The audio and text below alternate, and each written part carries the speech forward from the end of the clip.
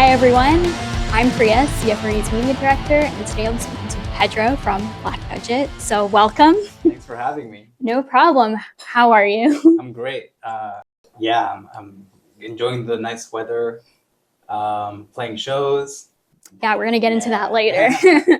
Okay, so I want to start it off super general. Mhm. Tell me how Black Budget came together and what the story is behind your name.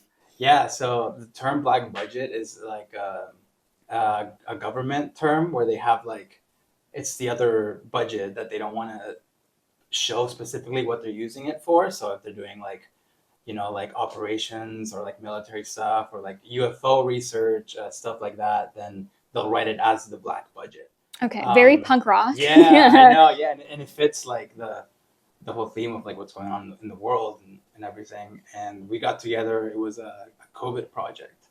Okay, was it like a political statement kind of, or just a cool name? I mean, it started as a cool name, but then it develops as it goes. I think now it's it's carries a little bit more weight. Mhm.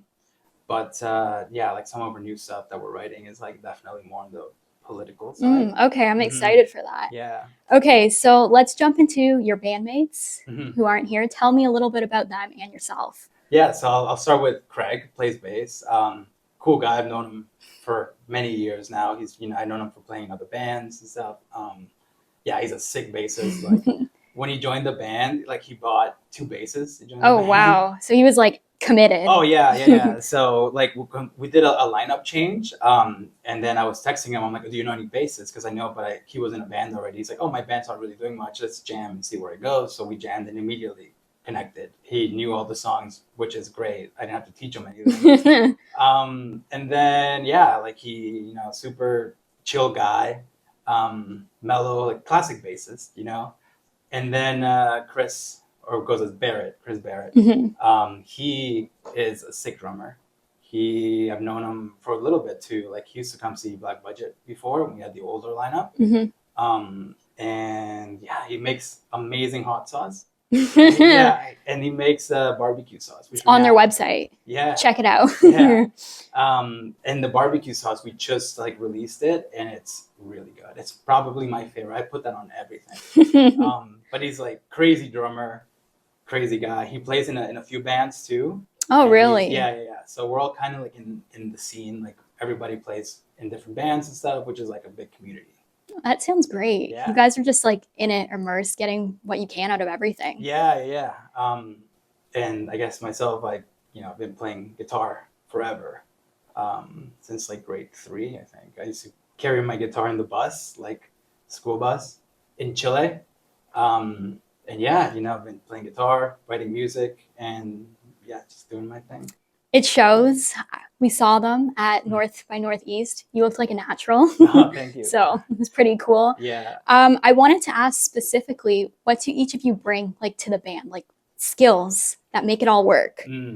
Definitely, like I'll start with Craig. He brings like he is like the technical, like he's super technical bassist. Like when he records bass, he does like he will do all his bass edits. He'll do everything like Very detail oriented. Very, very detail oriented. And so is Barrett, but Craig is like extremely detail oriented, and I love that for a bassist because then he connects with Barrett, who plays drums, and he brings like he comes from a tech background, music production and stuff. So he's like very good at editing drums, and they're also very good at engineering, audio engineering. So they bring that, and Barrett is also like an animal when he plays drums. He definitely like he gets us so pumped when we play. With the hair too, it just adds to the vibe. Yeah. And he just goes crazy. So he's got such a like good energy that he brings to the band, and he kind of sometimes when we're like we've had like kind of a bad practice and we're not feeling it, he's like the guy that's like okay, like guys, like this is he has fun. He loves drumming. Well, that's the best way to do it, right? Yeah. It's not like work or like a chore. It's fun. Exactly. Yeah. And we'll write music together. Like how it starts is like I'll bring in a demo or a riff that we have, and then we kind of all work it out in the rehearsal space. So I guess I bring a lot of like the melodies and stuff in my head. So it's very collaborative. You all kind of bring Yeah. different skills together and like mesh into one, which is very cool to have a wide set of skills. Yeah, exactly. Okay, so I really wanted to talk about your latest release, Insanity. Like, tell me about it. Like, Yeah. how did this happen? What was the story behind it? So I wrote that song a while ago, like 2 years ago. I had the demo. It was a little bit different in the demo. It was like faster, punkier. But yeah, I just had that riff, the main like. I Yeah. had that riff forever, and I'm like, how never found the right thing to incorporate it with. But then when I started writing this song, I'm like, okay, this can go somewhere. And when I brought it to the band, I think it was like our third time jamming together, like as a full band with the new lineup, and we learned it in like 2 takes. Oh, So I'm wow. like, okay, this is This is it. Yeah, this is gonna work. Yeah, and we just did the song. We recorded everything ourselves. We recorded everything in our rehearsal space and sent it off to get mixed and mastered, and it is what it is now. It's like great. one of my favorite songs for sure. Yeah, honestly, you guys have such a distinct sound. Like when I hear it, I'm like, oh, like that's Black Budget. Like I can tell, and I don't know how to explain it. So like explosive and like it's really like in your face, which is like the kind of music that I like. So you guys are accomplishing what you're setting out. Thank you. We tried. You know, we definitely like when we write songs, we're like we don't want it to sound like anything that's already out there. We try to add our own flavor to it. And honestly, a big part of like what makes you guys different is your stage presence, like the chemistry you all have together.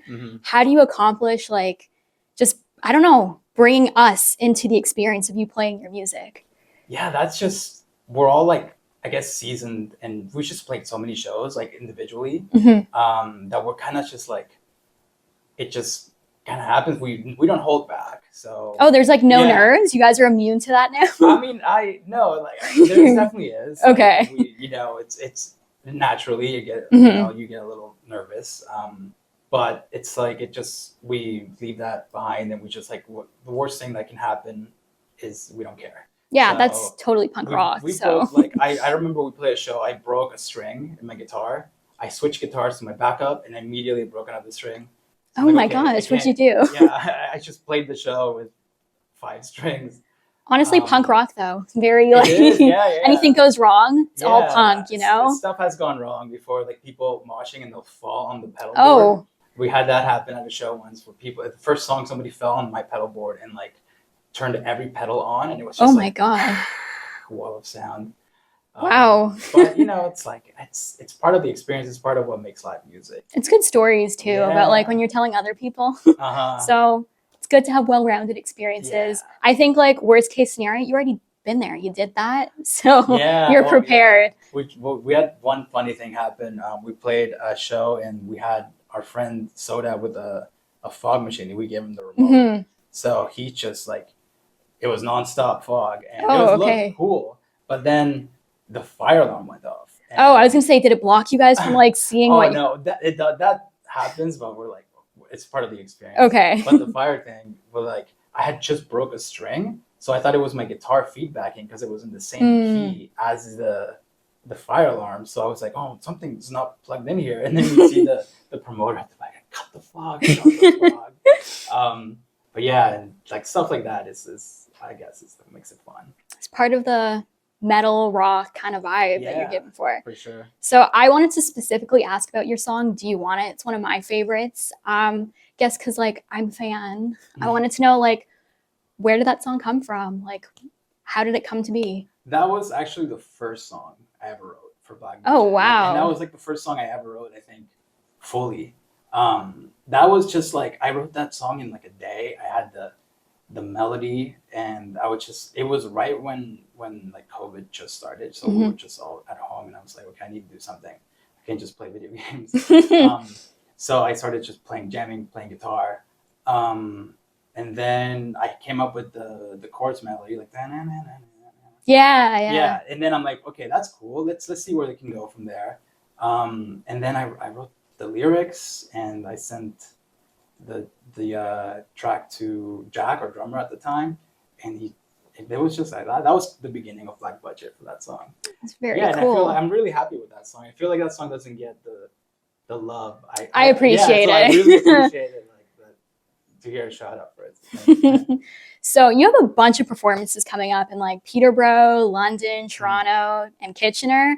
Do you want to like tell me a little bit about it? What can people expect? Give yourself a plug. Yeah, we I think the one we have coming up out of town is Kitchener. I think that's the next one, and that is a house show. So we're playing a house party. Wow. With a band that we like called Strawberry Cough. We've played Sick name. I know, right?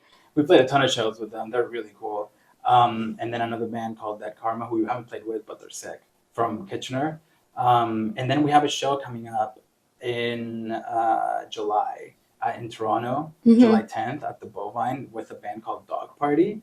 And all fire names. I know, but they're like, so it's funny because I saw them in 2016 when they opened for Green Day. Oh, wow. So I saw they were playing Toronto. I mean, they're playing a festival in Barrie.